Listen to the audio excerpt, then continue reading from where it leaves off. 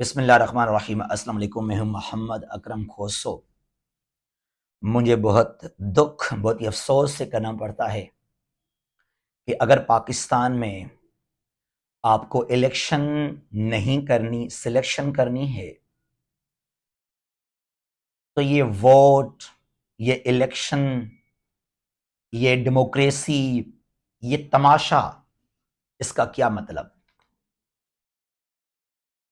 Selection करनी है, बस अनाउंस कर लें कि ये शख्स इस प्रोविंस का वजीर आला बनेगा, ये एमपीएस बनेंगे, ये एमएनएस बनेंगे, ये वजीर आजम बनेगा, फिर आराम से अनाउंस कर लें।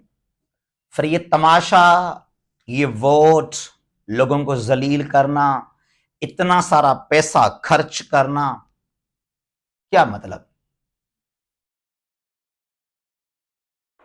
कल 8 फरवरी 2024 पाकिस्तान में कल लगी थी अवाम की अदालत और कल अवाम ने अपना फैसला सुनाया। पाकिस्तान पीपल्स पार्टी, पीएमएल नून, दोनों के पास अपने अपने कैप्टन्स थे, कप्तान थे, उनके खिलाड़ी। और इस तरफ पीटीआई, न इमरान खान, न कोई कप्तान, न कोई बड़ा खिलाड़ी, न कैंपेन की परमिशन, न कहीं पर फ्लैग, गिरफ्तारियां, क्रैकडाउन, बल्ला छीन लिया गया। यानी कि ये पीटीआई की न कोई ए टीम थी, न कोई बी टीम थी, अंडर 19 टीम थी, और ये इलेक्शन जीत गई, यानी कि वर्ल्ड कप जीत गई। कल 6 बजे के बाद जैसे ही हमने नताइज जो है हासिल किए, मीडिया पर हर जगह पे जब हमने देखा कि नताइज आ रहे थे, तो ओवरऑल 266 जो सीट्स हैं एमएनएस के, वहां पीटीआई बिल्कुल लीड कर रही थी। ये लग रहा था कि 200 प्लस पीटीआई के एमएनएस होंगे।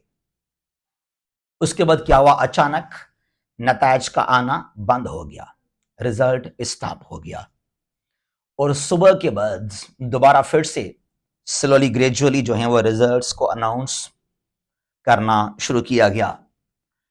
तो जब मैंने एक तरीका देखा, मुझे बहुत अफसोस हुआ। यकीन करें, बहुत अफसोस से कहना पड़ता है, ये 10,000, 15,000, 20,000 वोट्स रिजेक्ट किए गए। ये कल ऐसा नहीं हुआ था। कल मैंने और आपने जो वोट कास्ट किए, कल ऐसा नहीं हुआ था।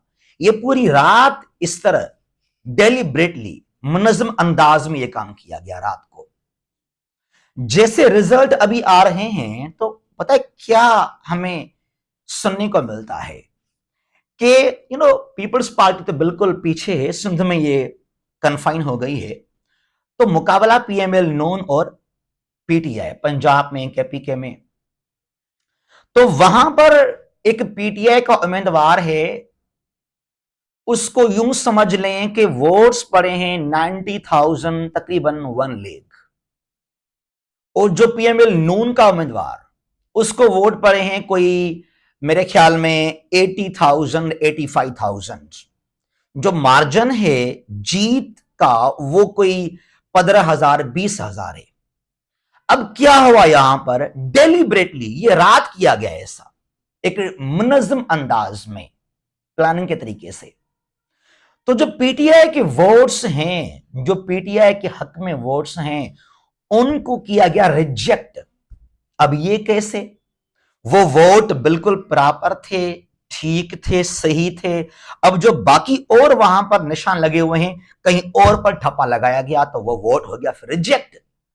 तो सिर्फ पीटीआई के भाई 10-10 हजार, 15,000, 20,000 वोट रिजेक्ट नजर आ रहे हैं हर हलके के अंदर। अनबिलीवेबल। ये एक मुनज़्ज़म अंदाज में जो है पीटीआई को शिकस्त देकर और पीएमएल नून को जितवाने का तरीका है। अगर ये तरीका फॉलो होगा पाकिस्तान के अंदर तो फिर ये तमाशा, ये फिर इलेक्शन, ये फिर वोट, ये जमहूरियत, पाकिस्तान के अंदर डेमोक्रेसी है, ये तमाशा, इसकी क्या जरूरत है? दुनिया को फिर हम क्यों दिखाते हैं ये तमाशा? फैसला कर लें कि भाई बस ये बनेगा वजीर आजम, ये बनेंगे हमारे एमएनएस पाकिस्तान के। यार ये कोई 1970s थोड़ी है, 70 के इलेक्शन नहीं है जो 70 में कुछ हुआ, 71 में कुछ हुआ। उस वक्त न कोई सोशल मीडिया था, वो दौर था किसका? G3 का दौर था। 1970s का दौर था G3 का, और अभी 3G और 4G 5G अभी तो आ गया। किस दुनिया में रहते हैं आप लोग? तो इस कौम को सब पता है, मुझे सब पता है, सबको पता है ये कि इलेक्शन में वोट किसको मिले हैं और नताइज कैसे आ रहे हैं। ये वोट के नाम से, जमहूरियत के नाम से जो कुछ हो रहा है हमारे मुल्क के अंदर, यही कुछ हुआ 1970s में पाकिस्तान के अंदर भी। और हम कहते हैं कि जो हमारे दोस्त भाई थे बंगाली, उनका कसूर है। भाई कुछ तो गलत हमने भी किया उनके साथ ना, ऐसा ये आज हमें देखने को मिल रहा है। कोई भी कंट्री आगे नहीं बढ़ सकता, कोई भी मुल्क आगे नहीं बढ़ सकता जब तक उस मुल्क के अंदर प्रॉपर अंदाज में डेमोक्रेसी नहीं है, पॉलिटिकल स्टेबिलिटी नहीं है। अब पाकिस्तान में जो कंडीशंस हैं, जो सूरत हाल है, यहां पर कोई भी चाहे किसी की गवर्नमेंट आए, ये तो साबित हो गया, ये तो जाहिर है, क्लियर है कि किसी को मेजॉरिटी नहीं मिल रही।